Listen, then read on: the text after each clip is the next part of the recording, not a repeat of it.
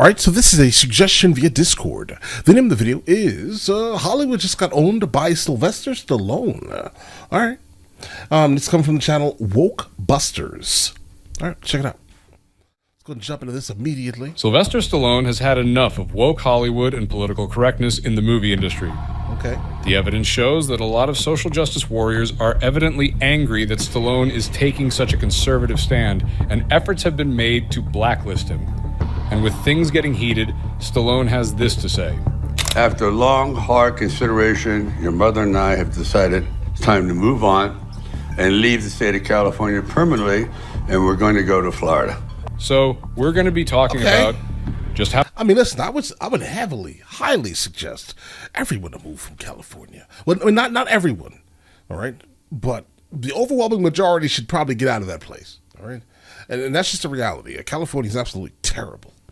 All right, and Hollywood is there, so Hollywood is absolutely terrible. Right? It's a cause and effect here, guys. How much Sylvester Stallone is pushing against woke ideology in movies, and how this has definitely put a target on his back in more ways than one.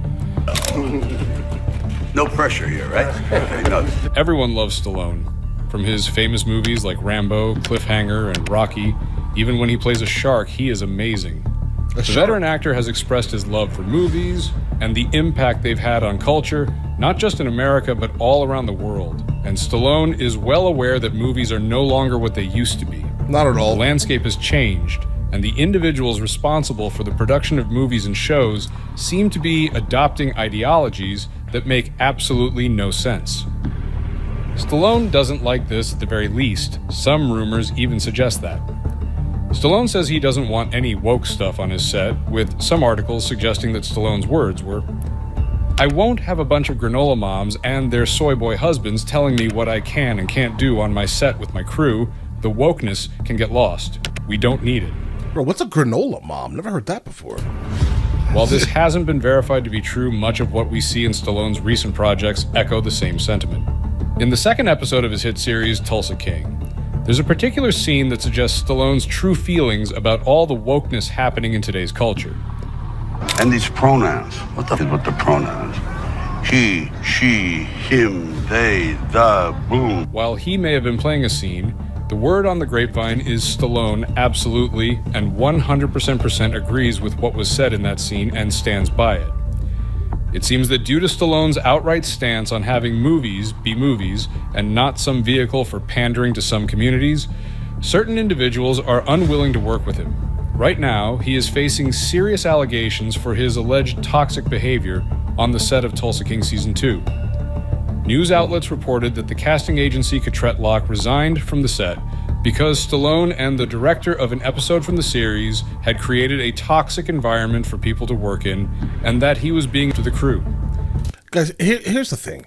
Like, a lot of these entities, let's say, right?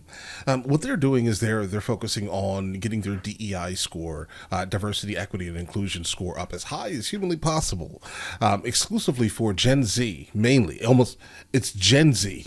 Okay, for them to feel like things are moving, in the direction that they specifically would like, and by doing this, they're kind of throwing away every single other generation other than them, right? Look, en masse, they're in fact doing that. But all right, listen, I guess we're dinosaurs now, guys.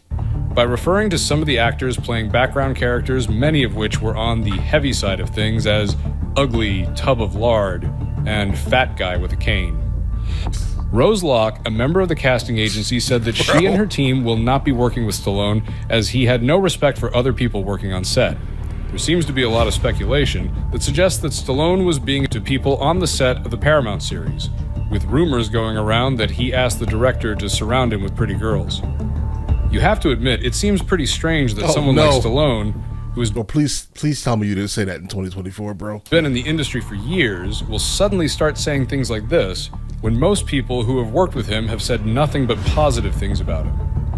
And what was your first impression of Mr. Stallone anyway? The guy knows a little bit about everything. I mean, he could tell you like who made the camera, where's this wood imported from, the desk. He just the things that you don't think he knows, he knows. As you can see, People generally have positive things to say about him, and even in his interviews and shows he does, you can hardly tell of a time when he was to anyone. The director Craig Zisk, who was working on an episode for the show, has denied the claim. In an interview with TMZ, he alleged that Cotrette Locke had cast the wrong background characters for a bar scene he was shooting, but he instead opted to keep those characters as extras. Zisk said he specifically asked for extras who were young and hip and not in their middle ages. Locke made a wrong casting choice, but he respected the background artists and everyone had done their job smoothly. It seems that Locke was just trying to start trouble after doing a terrible job. Craig Zisk also felt the need to add that Sly Stallone never said he wanted to be surrounded by pretty girls on set, because for one thing, that's a little disrespectful, and it's not on brand with what we already know about him. I remember what I said earlier, right? I was like, please tell me you didn't say that. Gladly, it seems like he didn't. And the second reason is, his wife, Jennifer Flavin, is usually on set with him helping out, and have you seen his wife? She's one of the prettiest women ever, so why would he say that? Okay. The entire story just makes no sense. It all just seems to be... Personal opinion is obviously everything. Here, if this is her, then absolutely, at that time. Be some play to malign the show and get it canceled because of the show's more traditional and a lot more conservative stance.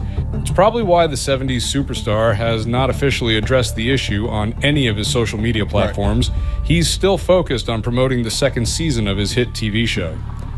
Sylvester is... Yeah, I'll definitely tell you this here. You'd never want to just openly acknowledge, like, haters. You get what I mean here? Because once you do that, they absolutely will believe that everything is obviously true, right? He's always been a man of principle and doing things appropriately. I mean, this is the man who taught us how to fight for what's right both inside and outside a boxing ring. I mean, have you forgotten this iconic speech? The world ain't all sunshine and rainbows. It's a very mean and nasty place, and I don't care how tough you are, it will beat you to your knees and keep you there permanently if you let. So it makes no sense that someone responsible for such positive content will behave in such a manner. Stallone often refers to himself as one of the last dinosaurs because he comes from an era of male actors and a time when masculinity was defined a lot differently in media. Right. I'm talking about the time when action heroes were essentially bodybuilders, having muscles bigger than Natalie Portman's head, taking names and kicking, well, you know what I mean. Stallone has also been vocal about the role of masculinity in Hollywood and how it's shifted over time, and he credited Arnold Schwarzenegger for his role in defining masculinity in the 80s and 90s, because we just don't see that in modern Hollywood. No. No, I really respect this guy. I think he's brilliant. What he's done, what he's accomplished, he's had 3 different careers. Stallone maintains that modern male actors don't have that anymore. The big-time actors like your Tim... This guy here, my daughter loves him. His face looks familiar. I recall him because of how he decides to appear in public. And I talk to my daughter about this all the time. I'm like, what is it that you see in this man? Boy, what is it that you see? Like, what is it that is appealing? I'm not trying to be disrespectful here, but like, what is it that you see? Like this guy here, right? He has a solid jawline, right? I mean, he's, but this guy, what are you wearing? I don't know. Timothy Chalamet and your Austin Butlers are flamboyant and more in touch with their feminine side. Because of Gen Z. Not to say there's anything wrong with that, but a lot of these kinds of actors are sometimes pushed due to a woke agenda, often to discourage and suppress more traditional forms of masculinity, citing that due to the current state of audiences and with the whole streaming business, many of the movies that worked a couple of decades ago wouldn't have worked today. The audience, the demographic is different. They're now watching films on an iPhone, so it's not as though the theater has become this habitual shrine. It's sad to think that he is right, that a movie like Rocky would actually not be as impactful in today's market as it was in the 70s. Right. Kelvin Sorbo, an actor with whom Stallone is expected to team up for an upcoming project, has similar ideologies. He wrote a paper for Fox News that detailed how he was outed from Hollywood because of his conservative views. He also slammed individuals like Chalamet and Billy Porter, who are fond of wearing skirts. He says Hollywood could use more manly men. men who embody the traditional masculinity which is now considered toxic. Right. Guys, I recently watched the movie Patton for the first time over on the movie reaction channel. And, at the end of the movie, I stated a couple of things. Like, I definitely think that there should be, like, America needs more men like Patton, right? I mean, Patton absolutely was a troubling individual historically. Absolutely. There's no doubt here, right? But he needed to exist. Like, think about America at the time of WW2, right? Think about it. Just embody that for a moment. What was America at that time? There were a lot of men like Patton. Right? He wasn't like specifically a unicorn, but there were a lot of men like him. These are the men that built the nation. And what's going on now? Manly men who embody the traditional masculinity which is now considered toxic. Movies and television will influence our youth. And look at what's going on in the streets across America today, especially in all the blue states and the blue cities. This is the kind of man whom Stallone is choosing to collaborate with. And it wouldn't be the first time that Stallone has associated with individuals who are unpopular with the people from the more left-leaning and woke community. He was even seen in a meeting with former President Donald Trump when he had some other persons were soliciting for a posthumous pardon for the famous boxing legend Jack Johnson. Than you would think. So I won't even tell him, but if you want to say a word, you can, Chip. So. Well, no pressure here, right? This happened at a time when it seemed like most of the country hated Donald Trump, and almost every single media outlet was fixated on trying to make sure Donald was the most hated man in America.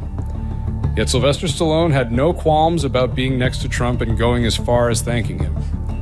He was actually very vocal about the fact that Jack Johnson was the inspiration for Apollo Creed, and he wanted to see him get his flowers even after death. The veteran actor has also made comments about just how toxic Hollywood is, and how there are those in Hollywood who are just selfish and are out to swindle people of their sweat and hard work. This is coming as a result of the fact that he no longer owned the rights to Rocky or anything in the Rocky and Creed universe, which is just wild, given the fact that he was the creator of these characters. Absolutely. Irwin Winkler, a former associate and friend of Stallone, was responsible for taking the characters and world away from under him. Stallone has described his actions as reprehensible and nefarious, to the point where he has to ask for permission to use the characters that he created. You can't make peace when someone has been so nefarious, in my opinion. So, like, at this point, Rocky said he had hoped that he could have left the rights to these characters as a legacy for his wife and kids. Something for them to use as a memorial was long gone, but now that's never happening. Thanks to Irwin Winkler.